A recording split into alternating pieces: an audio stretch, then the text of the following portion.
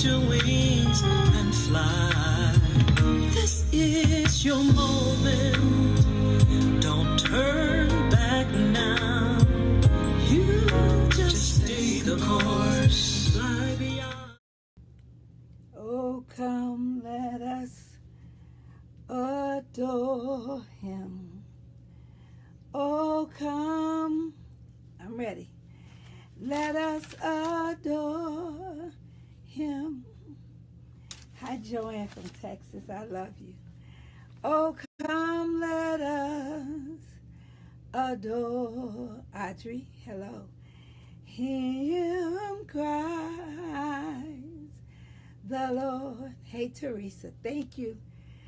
Oh, come, let us adore him. Layla, thank you. Oh, come, let us adore him. Hey, Sora Carolyn. Oh, come, let us adore him. Cries the Lord. Candy, hey. For he alone is worthy. For he alone is worthy.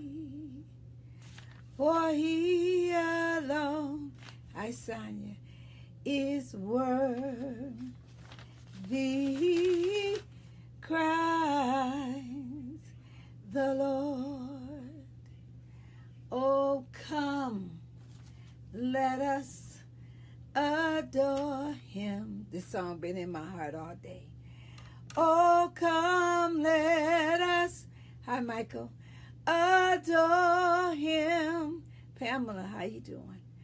Oh, come, let us adore Apostle Harold. Him cries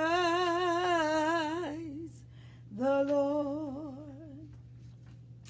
Sometimes we wait till Christmas to sing that song.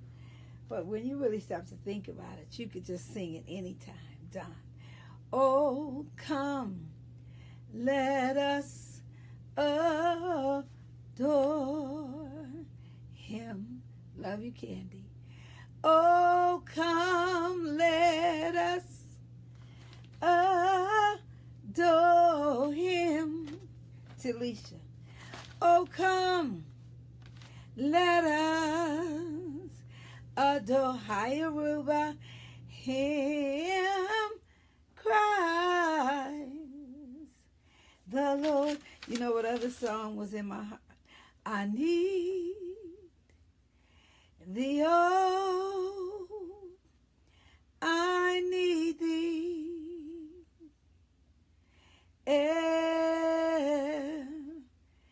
every hour.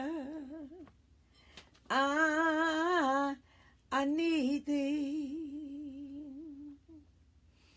Oh, bless me now, my Savior. I come to thee. How do you say it? Bonochi? Bonochi. Is that the way you say it in Aruba? Welcome to Live in the Hope Haven. This is Dr. Yvonne Pointer. And I have just been singing to myself all evening. Sometimes you just got to get a song, right? Oh, come, let us adore him. Oh, come. See, when you're not here, Hope Haven, when nobody's around, when the enemy comes upon me to eat up my flesh, I said, for he alone, hey Connie, is worthy. It's so hard to be depressed and sing. For he alone is worthy. For he alone We love you too, Layla. Hi to Chandra. Is worthy, cries the Lord. I'm so happy to see you. You all don't know what it takes when I'm getting prepared. I start getting prepared maybe about 7-ish, Bishop Halton. And, start doing my little hair, get my little makeup on, and I'm walking through the house saying, God, what do you want me to say? What do you want me to say? And it never fails. Don't say anything. Then when it gets very close to time to go live, thoughts start invading my mind. They like bum rushing, Apostle Harold. And it's almost like I can't wait to push the button so I could tell you. And then I'm trying to, oh, that's okay. That's okay. We mess up, Layla. Trust me. Trust me. I'm going to talk about that tonight. So stick with me. We do. Donnie McKirkland said, we fall down, but we get up. Come on. We fall down, but we get up. We fall down, but we get up. For a saint is just a sinner who fell down and got up. So let me just tell you what the truth is, Layla. The truth is, hi, Marianne. The truth is, all of us, every last one of us, comes short of the glory of God, including Dr. Pointer. I'm not going to come on this Hope Haven and lie like I got it all together. Some days, Layla, be fighting for my very life. I'm running for my life. Remember that song? I love you, Lord. I'm running for my life. Yes, I'm running for my life. If anybody asks you, what's the matter with me? You tell them I'm saved, sanctified, Holy Ghost filled, fire baptized. I've got Jesus on my mind, and I'm running for my life. I promise you, Layla. I promise you, Felicia. I promise you, Connie. I promise you, Teresa. All day long, I'm battling. You know why I'm battling? Mostly because it's to try to get me not to do this. So things come up on me that I can't even talk about. Thank God for the journals. James Wade, I'm going to talk about you in a minute. Stick with me. I'm drinking water tonight, James. But I wrestle. I mean, with things that you have no idea. Oh, okay. Thank you. I see you, Lori. And guess what? Some days, Lori, some days, Layla, I do better than others. And some days I don't. I have learned to give myself permission. Hi, Sharita. Love you. I have learned. Is Margaret Bernstein here? Hey, Margaret. I have learned to give myself permission to be human. You understand, we would like to walk in the spirit 24/7, but in actuality we don't. And that's kind of what I'm going to talk to you about today. We struggle, Layla, with our humanness because we are flesh. Come on, if you pinch yourself right now, if you stick yourself with a pin, you're going to be reminded that you are human. So what do we have to do, Layla? We have to just, when I write in my journal at the end of the day, if I've made it without blunders, come on somebody, without blunders, I'm thankful. And if along the way I have blundered, I'm thankful for mercy and grace, period. I want to say, while I have James Wade here, while I'm making my announcements, I'm thankful for James Wade. You know, I was writing about you earlier, James, and it talked about how you are not feeling well, you have a sickness that has attacked your body, and some days you are not yourself, but you always putting out something. It said you're always pushing out something to help someone. What would happen if in our wellness we did it? But I really am thankful for you, because you are such an example of pressing. That's what it wrote, the word pressing. I look at what you do with your announcements, and how you just got right in there and started working with Tammy Gaffney and putting together stuff for me. And these are things nobody even asks you to do. It's just the good down in you. And I see that, and I'm thankful. So I'm asking everybody to keep James Wade in prayer. Keep him in prayer, that his strength would not fail. Hi, Sharon. Because he is pressing to help others. Cynthia Beard, I'm thankful for you. He is pressing.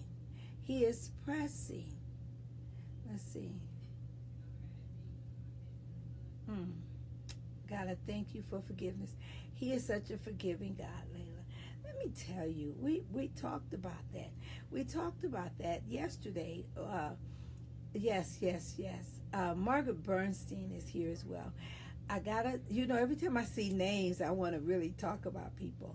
And I don't think there's a word invented that can describe the depth of the love that I have for Margaret Bernstein. Margaret Bernstein is another God being. That's it, a God being. She always has making other people look good on her radar. She is one of the most selfless human beings that's walking this face of this earth, Legenda. So, I could probably see Legenda Cloud, Angela Johnson. I could see all of your names.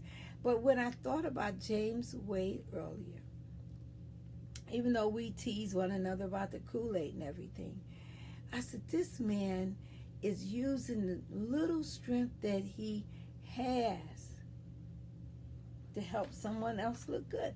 I think that's the epitome. And then here comes Margaret Bernstein, who does the same thing.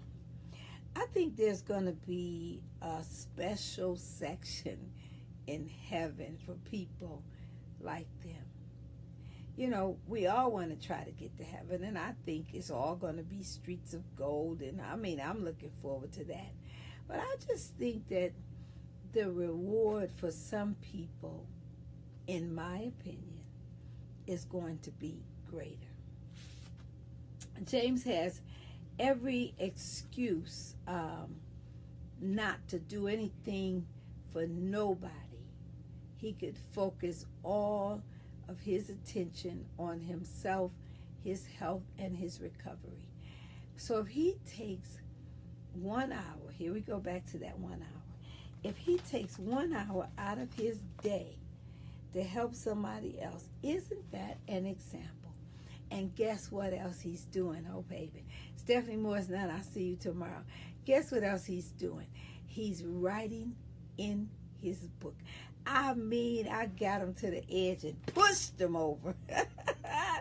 And that book is going to be published soon. I just see it. The Life and Lens, Lens, of James Wade. What a historical blessing he's going to give to us. So James, you getting me emotional. I'm so thankful for Apostle Glenn Curtis Frazier, Natasha, and Pastor Cheryl, who was here a few days ago. They made it safely back to California, but they blessed us here in the Hope Haven. And then we messed around and had Pastor Fred Graves, who came back on last night, and just what can you say? What can you say about what is happening in the Hope Haven? It's this dwelling place that people drive through the snow to get to. A young lady was here today, and I just listened to her just crying on the floor and worshiping God. It's not like God is not everywhere, but as Pastor Fred said, and Apostle Frazier said, it is a set-aside place. It is.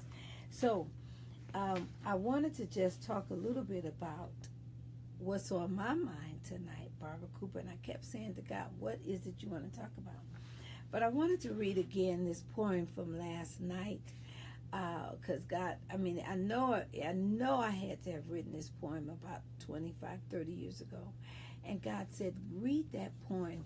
And so this, Layla, and this is for the people who's feeling invisible, who's carrying an Eloise High, an internal burden. Hey, Pinkyton, an internal burden. Internal. You're in pain and you feel invisible. You feel like people can't see it. You got a mask, you're smiling, but your heart is heavy. And when I wrote this, that's exactly where I was. My daughter had been murdered right before this, and I was going on with life, but inside I was dying. Inside I was just having some kind of breakdown, melting, and it was just like a nightmare, and I couldn't understand how come people couldn't see it. Am I talking to anybody? How come people couldn't see it? Well, they couldn't see it because I was functioning and I was taking care of family. I was doing all the stuff outwardly, but inwardly it was like chaos. And I will never forget this day as long as I live. I was riding the bus. I think I was doing something downtown, and Darlene, I got to the place. I said, I can't take it anymore. And I just needed somebody to see my pain. Or did I need a way to express it? I don't remember which one it was. But, Layla, I said, this is what I was going to do. So this is how I know people, this is how I know when people get to this point. I was going to do something to draw attention to myself soon so that somebody would recognize it. So I was on the 3 bus going downtown, I'll never forget it, and I made up in my mind that when I got off that bus, I say this all the time, I was going to stand in the middle of Public Square and I was going to scream at the top of my lungs. I mean, I was just going to scream so loud until somebody would walk over to me and say, what was the matter? All I wanted was for somebody, Patera, to ask me what was the matter. And then I couldn't understand how come nobody was recognizing the turmoil.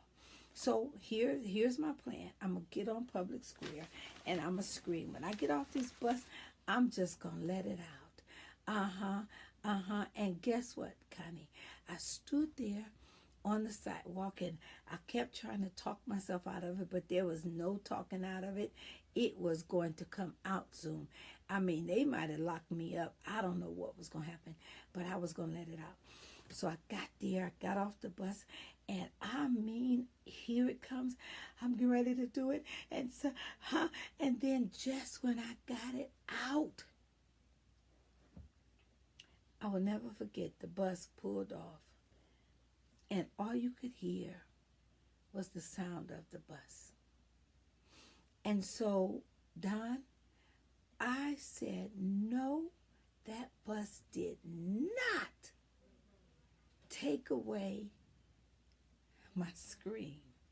So this is what Yes, Zoom. Fox 8 would be like a lady on public square screaming.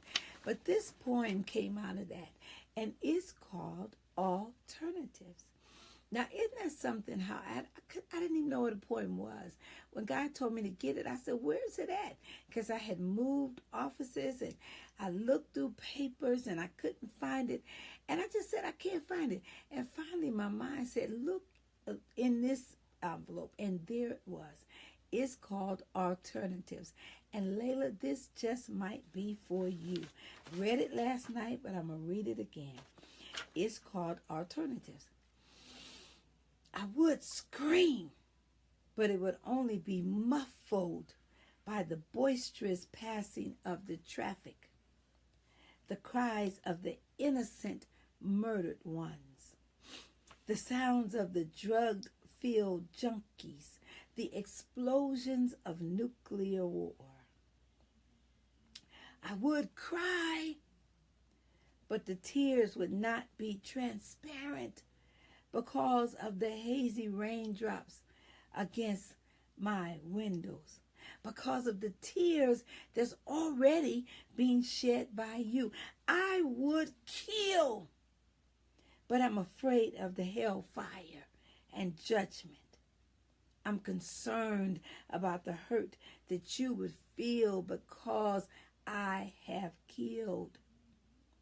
I would fight, but my punch would not deal a severe enough blow, Brenda, to flatten my invisible opposition. I would run and hide, but I've tried that before and found that ain't no hiding place down here. I would simply walk away, except for the fact that these shoes ain't made for walking. To sum it all up, if I could, I would. However, I won't, so I don't. But if you could, would you? That poem, oh my God, back then it was so symbolic of all of the alternatives that I had. But it ended up that I didn't do any of it. Pinky, I love you so much. I didn't do any of it back then. And you just have to find a way to keep living. I felt like screaming. I wanted to cry. I wanted to kill. I wanted to fight. I wanted to run and hide. I wanted to walk away. But at the end of the day, I didn't do any of it. So what is God saying? That we have alternatives, Layla. We have options. And you know what? When I was look at Live in the Hope Haven, you know, our book that we wrote, 30 Days from Painful to Powerful. The first chapter, for those of you who don't have the book, it says happiness is a choice. For you make him most blessed forever. You make him joyful with gladness and with presence. So you have to realize that no matter what you are going through, you have, hey Donna Wallace-Berry, you have alternatives. You have choices. Now you might ask, what happened that day when after the bus rolled away? Guess what? I did get the scream out. I got it out, Brenda. I got it out, Lori. I did get the scream. But here's the point. Nobody heard it. So that, Cynthia, that which I was expecting somebody to say, what's the matter? Oh, you're going to be okay. That didn't happen. But I did get the scream out. And that's why I love writing and journaling. I was journaling last night. I journal every night before I go to bed. And, oh, sir, turn it off and turn it back on. And I noticed that I'm on my second journal. There's filled up. And I don't know when it started. I need to date him. But I said, oh my God. So I went to get another one because I have empty journals everywhere. And what does that do? That helps me to release. Because I know that we want to talk to people. And what a blessing. What a blessing it is that if you could scream and someone heard your scream, Layla, enough to come to you and say, are you okay? But unfortunately, in this hustle and bustle of things called life, people is moving. They don't really have a lot of chance or a lot of time or a lot of compassion to even ask you. I told you what happened yesterday, sir. I'm telling you, God is so real. He is so real and he is so mindful. I was having a pity party yesterday, Layla. I was feeling a certain kind of way. Yes. And so I'm walking out of the grocery store talking to God about this. You know, now, hey, Racine, I love you. And it was so interesting. It was so interesting how he answered me, because he did answer. But it was not the answer that Rima Coles, how are you, dear heart? It was not the answer that I wanted to hear. Is anybody relating to this? It wasn't. I was almost going. That's probably why that poem came to me, because I was feeling like, not screaming, but feeling like I needed someone to hear my soul crying. That's what I felt like. And I'm trying to talk to God about it. Joanne, I'm trying to talk to God. Now somebody said, well, Dr. Pointer, you got everything going for you. What's your soul doing crying? It's sometimes some stuff that's deep down in you that weeps. It could be for your unsaved loved one. It could be for your finances. Teresa, it could be for your sickness. It could be, but it's something in your spirit that's weeping. And you wonder, do anybody see it? No, they can't see it, just like that day on the bus. Maybe if I would have screamed on the bus, they would have threw me off. But what you want is someone to see your soul or hear your soul crying. So look how God answered. Let me tell you, because I'm walking, talking to him, that even if you cried, no one would see your tears. You know, I'm getting all poetic. And I get to where I work with young ladies on Wednesdays in East Cleveland, and there was a person there, and the person was started off by saying to me how they were laying on their face before God, crying out to God that morning. But because Don, I was busy setting up books and putting up food, I heard the person, but I'm fluttering, busy doing stuff. And so the person said it again. And again, I heard her. And again, I'm still doing stuff. So really and truly, I'm trying to get through what I'm doing. Ooh, that's good. I'm trying to get through what I'm doing. And then finally, it was time to depart. We get in our car. Bye, see you later. And as I'm driving away, God spoke to me. And he said, her soul was crying. No, her soul was weeping. Did you hear it? What you talking about? Did you hear her soul weep? I had to replay the conversation.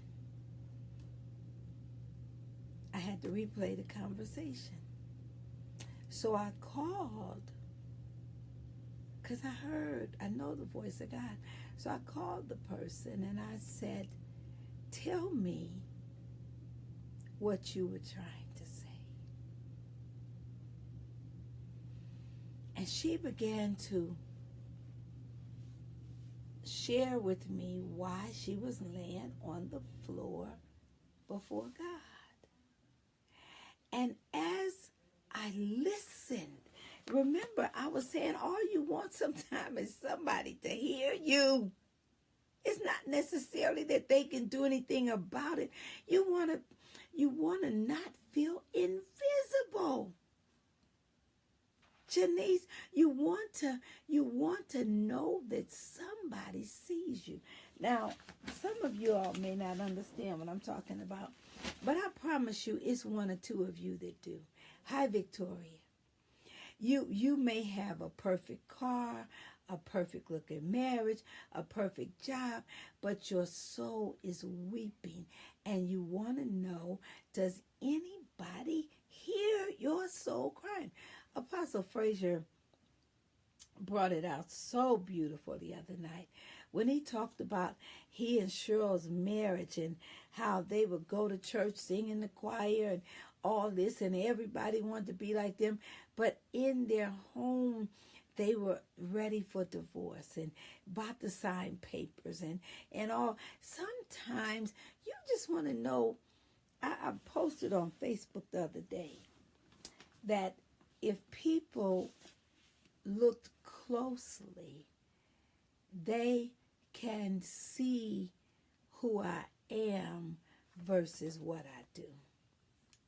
People, I see, hey Todd, people get so caught up in what you do till they don't get to see who you are. Now, Todd, I love you so much. What would happen if you just took the risk of revealing a little bit about yourself to people? Well, you worried they're not going to like you. You worried they're going to think you're cray-cray. And guess what? Those who love you going to accept who you are. Yes.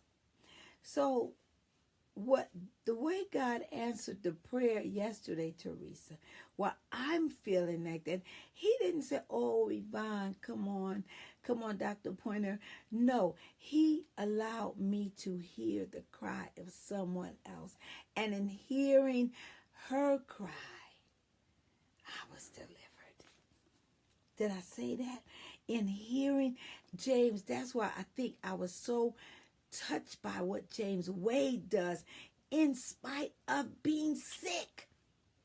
Billy, in spite, he could say, well, I'm sick. I can't do nothing for nobody else.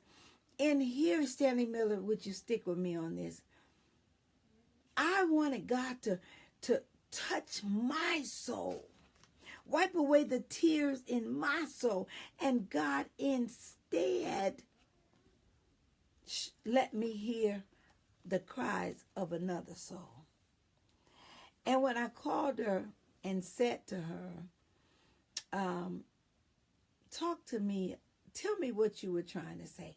I'm listening. That's what I'm saying to you, Hope Haven. That's what I'm saying to you, Todd. That's what I'm saying to you, James and Ray. Say, I'm listening. Talk to me. That's why I know God has us in Hope Haven, because he's listening. So when I called her, and she might be here tonight, but I'm not going to say her name. When I called her, I said, talk to me. And she said to me, yes, yes, yes, the broken. See, the only way I could hear alternatives, the only way I can hear the soul's cries, because my soul weeps daily. So when I said, Yana, to her, I hear you, and I told her how God had, hi Melissa, I love you so much. I told her how God has dealt with me about that. She began to weep over the very fact that somebody heard her. And I even said to her, isn't it interesting that you even said what you said? How many times do you hear what people say? You can say, how you doing today, Melissa? And you can say, oh, I'm really sad because I'm thinking about my father who was murdered on Facebook Live on Easter. Now, that could be what she said. And you could say, okay, talk to you later, because your mind, you ain't heard So then the young lady said to me after she wept and we talked about the situation, Melissa, she said, thank God that you have an ear to hear. What would happen? What would happen if we just turned up the volume of our spiritual ear? Hi, Diana. What would happen if we just said, okay, God, let me be in place today so I can bump into someone. Maybe they get ready to commit suicide, or maybe they've given up hope, and maybe they just might say a little something. I have a friend whose son committed suicide, and it's the strangest thing. I hadn't seen my friend in a while, and he stopped by my job one day, and in the conversation, out of the clear blue sky, I said, how's your son doing? Just like that. He said, oh, you know that dude. He always complained about something, da-da-da. Do you know, Todd, at that moment, Stacy, his son had committed suicide. Now, they were used to the son not calling for a day or two, so they didn't pay it no attention. But on the third day is when they decided to go into his apartment, and he had been there 3 days. Well, watch this. He said to me, when he think back, he could hear. Todd, listen. Sometimes we pass people and we hear their souls crying. But guess what, Stacy? We so caught up in our... Did you hear what the poem said? The poem said, I would cry, but the tears would not be transparent because of the hazy raindrops against my windows, because of the tears already shed by you. I don't have time to help you with your tears because I'm too busy crying. I was thinking, I was asking God earlier, who is it that, I'm looking for my notes, who is it that, Beverly, that, you know, when you think about people in life, people like Martin Luther King, Todd, and, you know, Martin Luther King, I learned, struggled with Great Depression, and James, and you just think about people who've done anything great and magnificent. I bet their soul was weeping all the time. I bet it was. So I was thinking today, look at Isaiah 53:3. It talks about Jesus. It said, he is despised and rejected by men, a man of sorrows and acquainted with grief. Yes, Victoria, you have to really know. The first time I saw Martin Luther King light a cigarette, I almost fell off the couch. I'm like, wait a minute, did the man smoke? Well, his nerves were so bad. You can only imagine. But a man of sorrows and acquainted with grief. That's Isaiah 53:3. And then that runs reference over to Hebrews 4:15. Where's it at, James? It says, for we do not have a high priest who cannot sympathize with our weaknesses. But Layla, listen to this. But was at all points tempted like as we are, yet without sin, Layla. Let us therefore come boldly to the throne of grace, that we may obtain mercy to find grace to help in the time of need. Let me just say how important that word boldly is. That's what we want to talk about tonight. Come boldly. Peter, hi Peter. That's a new name. Apicella? Peter Apicella. Is that right? So, when you think about the young lady I was talking about yesterday, what the need that she had, I want you all to hear me. She woke up that morning and she was on her face, Layla, crying out to God for help in a situation. Somebody asked me, why do I comb my bangs all the time? It's just a habit now. Hi, Linda Gamble. How did you do tonight, dear heart? The need that she had was something that I could help with.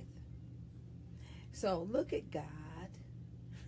Think about Anthony Taylor. We talked about him last night, all the way in Africa, and he finds a piece of paper. God knows how to connect you, Todd, with the person that can supply your need.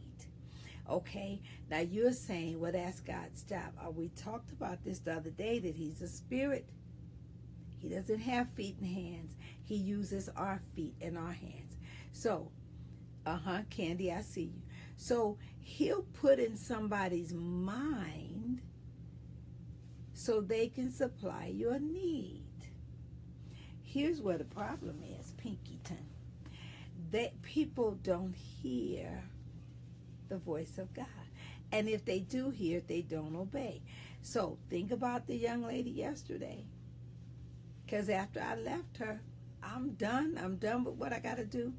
And God said, but you want me to hear your soul cry, but you don't hear hers cry. Did you hear me say he is acquainted? See, James Wade, because you are so wonderful, you can get whatever you want. You want chocolate cake, you get chocolate cake. You want grape Kool-Aid, you get grape Kool-Aid. He is, come on, let's go back to Isaiah, a man of sorrows and acquainted with grief. So, isn't this right? Isn't this right? When you have gone through something, whether it's sickness, James, whether it's the death of your father, Melissa, whether it's the death of my daughter, whatever it is, you are sympathetic with other people. Now, are you not? Are you not? I'm just asking you, are you not? If somebody has kidney sickness, now James could be like, oh, I know what you're going through.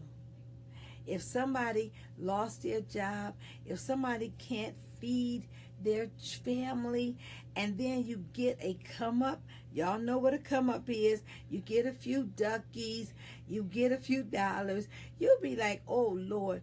That's like the person one day that was in the store, and Todd, believe it or not, Janice, I have not always been financially stable. There was times that I didn't have 50 cents, I remember, to buy a pop downtown. I just, see, when y'all hear me talk about alternatives and wanting to scream, I mean, I was going through.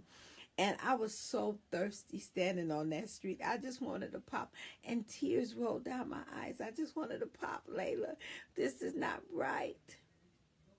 So today, well, I remember not today, one day, after I got a few little money, Hope, and it was a lady in the store, and she was yelling at her son, Todd, didn't I tell you I don't have no money? I told you to stop asking me for stuff, because, Andrew, I ain't got no money. And so I said, excuse me, miss. I said, I don't mean to mind your business, but do you mind if I buy the child what the child wants? You don't know me and I don't know you, but I know what it feels like. I know what it feels like to want and not have. Todd, when Gloria Pointer was raped and murdered on that Christmas, we had nothing. And so I said to them, my children, I'm going to do the best I can, Simone, to get you, each of you, one item. They were wonderful. They said, Ron, you don't have to do anything. I said, no. And I remembered there was you could send away for this typewriter, and it was $6 a month for like 10 months or a year or something. So I ordered that for Gloria. Yes, I did. And so I'll never forget, I was so excited about this typewriter coming. Well, needless to say, she was murdered on December 6th. I remember when the FedEx truck pulled up after her murder with the typewriter, I thought I would lose my mind. I thought I would lose my mind. But to this day, there's not a Christmas that goes by that I don't search for some family that don't have nothing for their children. You know why, Candy? Because I'm familiar. Do you know why, Layla? Isaiah 53 said, a man of sorrows and acquainted with grief. So what you're going through, it is so that you can not only focus on yourself, but hear the cries of others. So that's how God answered that prayer yesterday. I'm tired. I'm like, I want somebody to know. You know, I'm feeling sorry for myself, believe it. And instead, he let me hear the cry of someone else. Can any of you, Hope Haven? And I know I'm asking you to do something extra. I know you got enough stuff already. I know you ain't got time for nobody else. Where's my comb, y'all? I know you ain't got time for nobody else because you can't keep up with what you're doing. But I'm trying to show you the way out of what you're going through. So I said to the young lady today when she came over, I said, you know what's funny about God is he wasn't studying what I was talking about. Yes, and Stacy, so your pain could then have a purpose. That's why our book is called From Painful to Powerful. Your pain can have a purpose. It can give you an ear to hear. We talked about Anthony Tate all the way in Africa. Huh? Yes, Todd Barr. Y'all see his name coming up. He is the medical examiner for Summit County. We met this amazing human being through Logan's blanket drive. He heard about Logan and he came. But Todd has the task of forming autopsies on people who have suffered horrendous life circumstances. Huh? That's I told him I couldn't do it. But the whole point is when you see enough pain and suffering and sorrow, it should move us to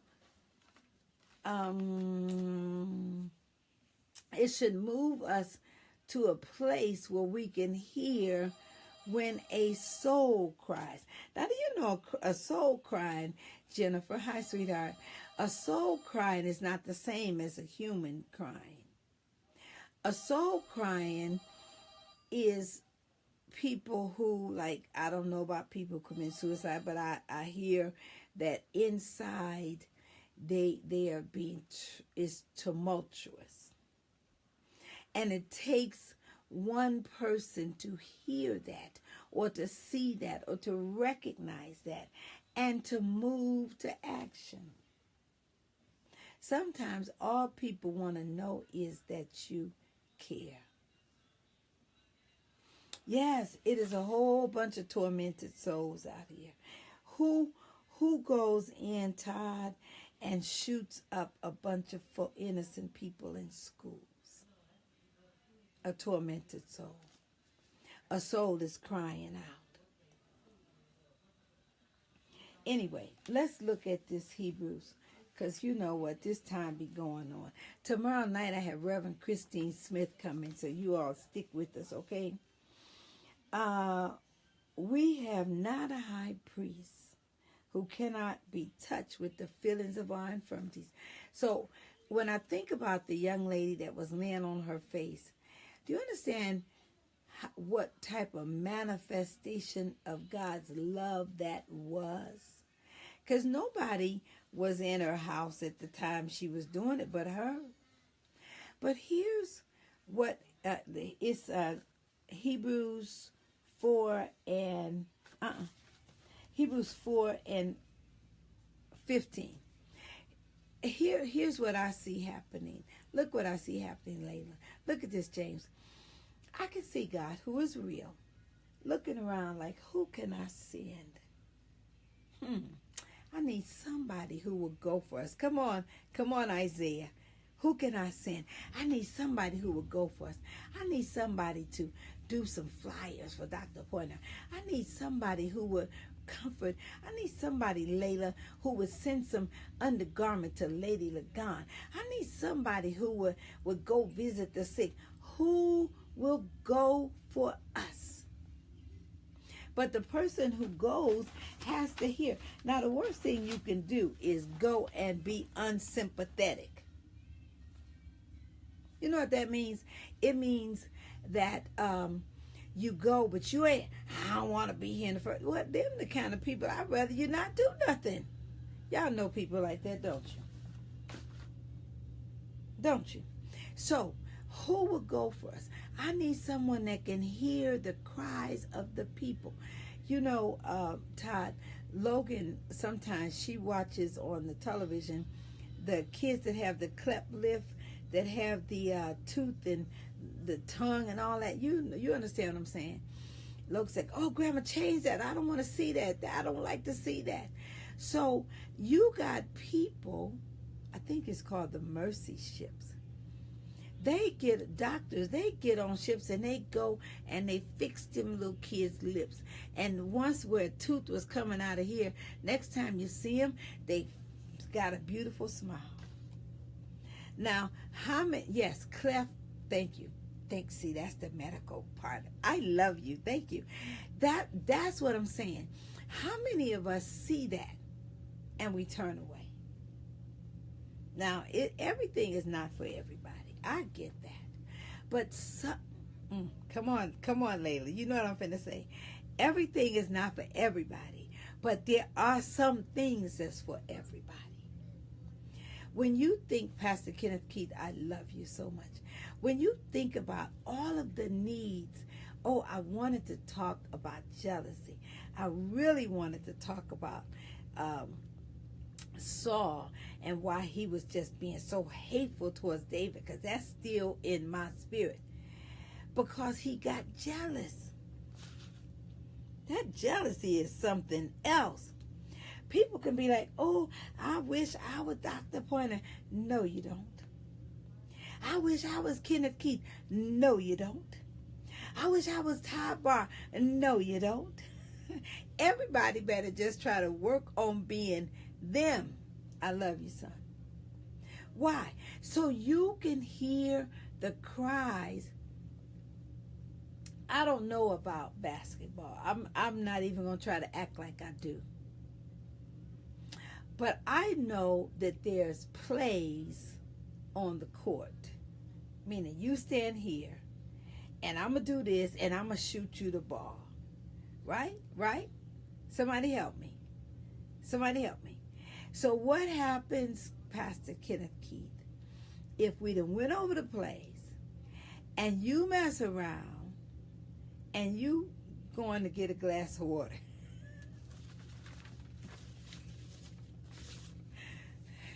You're like, excuse me, I got to go wipe the sweat off my face. And then the ball goes shooting by. Why? Because you're not in position. So all we have to do is open our ears to the cries of the people and get in position.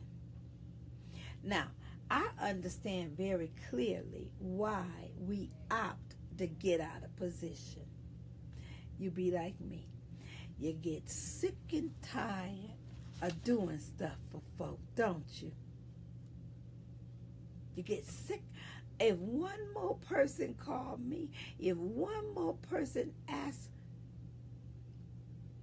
I was thinking about Elisha earlier, Kenneth Keith, and how he had just did that miraculous battle with Jezebel and all of the priests, and then he got discouraged, Layla.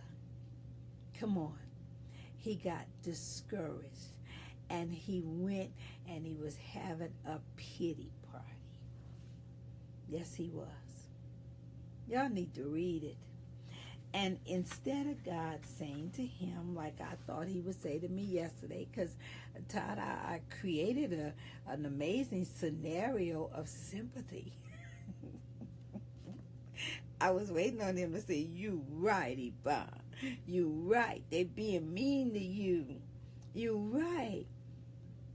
No, he didn't say that to Elijah. You know what he did? He gave him another assignment. Y'all better research it. He said, "I need you to go down to the widow because she about to die. I need you to go down there." Pom pom. Yes. So even in the midst of you not feeling like it, Bishop Halton, I love you. God bless Bishop Halton.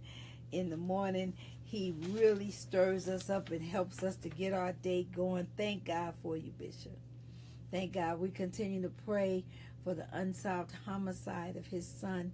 We just believe God. We just believe God. We believe God. So tonight we're talking about coming boldly and asking God to give us ears to hear the soul cries of his people. We should have ears to hear soul. To just our very presence in a room, Gwen, will make somebody just open up and tell you all their business. I have a friend named Greg Huskisson, and I met Greg at a conference in Detroit, and so we became close friends. And he said to me one time, he said, "Are you an angel?" I said, "An angel? Why you say that?" That was a strange thing to say. He said, "I just noticed that complete strangers walk up to you and tell you their entire life story." I said, "They do not." He said, "Yes, they do." I said, "No, they don't." So I started paying attention, Todd. James, I started paying attention. I would be in the grocery store, minding my own business, and the person behind me would say, "You know, they don't know me. My sister just died, or my shoulder hurt, or I lost my job." And then I would turn around and say, "Oh, guess what? I hear their soul cry." I would focus on them. Focus, Victoria. I would say, "Tell me about it." One time I was pumping gas, and this lady pulled into the gas station, and she stopped in the middle, blocking thing, and she was just staring at me, and I'm looking like, what is the lady staring at me like that for? So finally she pulled the car over to me. She said, "My sister is sick in the hospital." So I be wondering, what is it that they see? What is it that they see? And not only what is it they see, Candy, but then God, give me an ear to hear why I'm at this place at this moment. What am I supposed to say? What am I supposed to do? Now, y'all think I'm talking about me only. I'm talking about you too. Have you been in position lately? Are you saying, thank you, Todd. Did you ever find your puzzle piece, that one piece? That thing troubled me. Did you find it? It makes you want to hear, and in that we are strengthened. So the 16th, in that we are strengthened when we can hear. And sometimes I know, I'm talking about me now. I don't want to hear no more. That I'll say it in a minute. That's enough now. Come on. Let somebody else do it. Or y'all don't want to hear. That's... Oh, no. I really hate that you're missing that one piece. You know, that's almost a message about a missing piece. But anyway, let us come boldly, Danielle. Hey, Danielle, how you doing, dear heart? That's why I always ask people, how are you doing? And I'm not saying it just to be saying it. I want to hear want to hear how you're doing. Just in case you feel like giving up. Just in case you feel like you cannot take any more.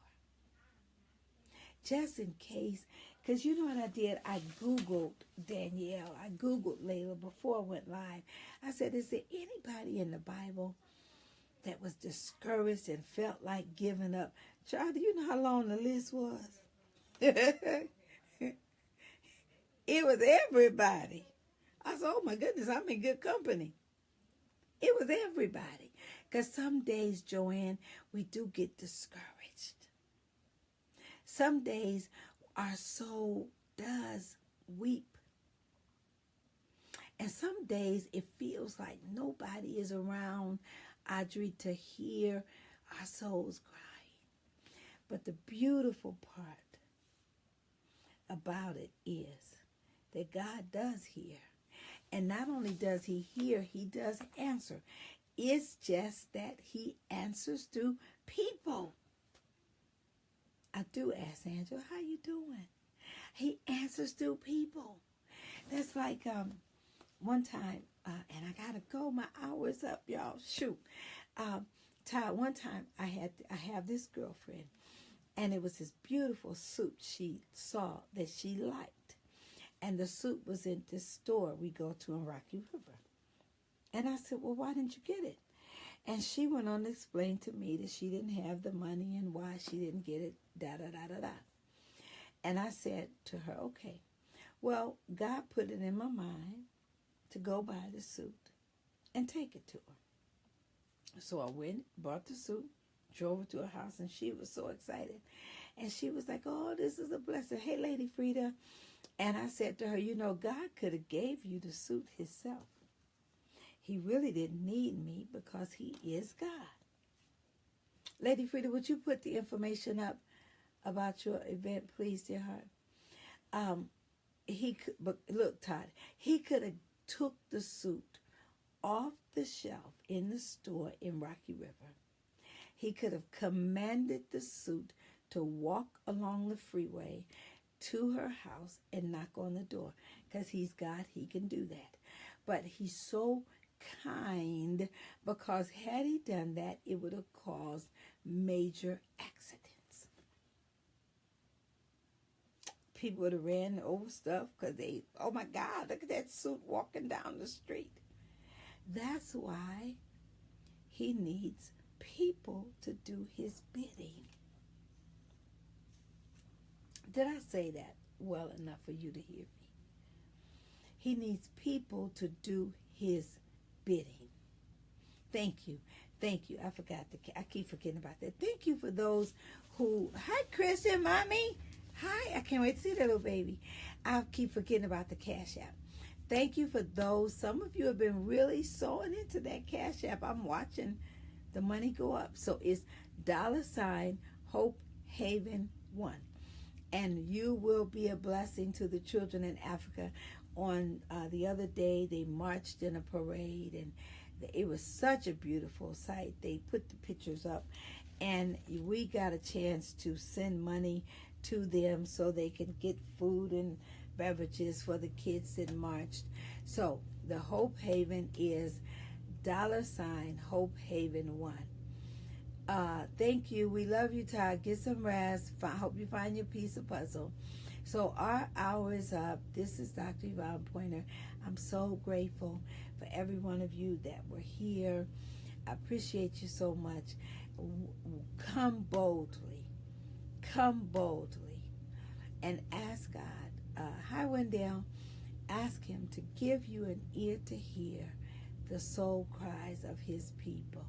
And then, nope, thank you. And not only that, James, am I available to do something? It's not going to even be fair for you to hear them crying and you don't say or do anything. Yes, the Cash App is $ Hope Haven 1. And I thank you for those who hear my soul cry. That's a heavy burden to carry that kind of weight. So thank you for whoever's listening. Thank you for whoever's obedient. Thank you, thank you, thank you. You know who you are. God be with you. God be, oh, it's snowing outside. Be careful, everybody.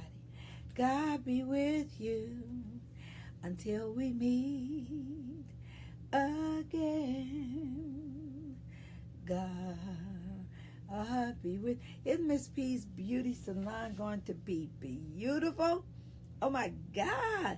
Miss P is downtown Cleveland in an amazing, that's big, be with you.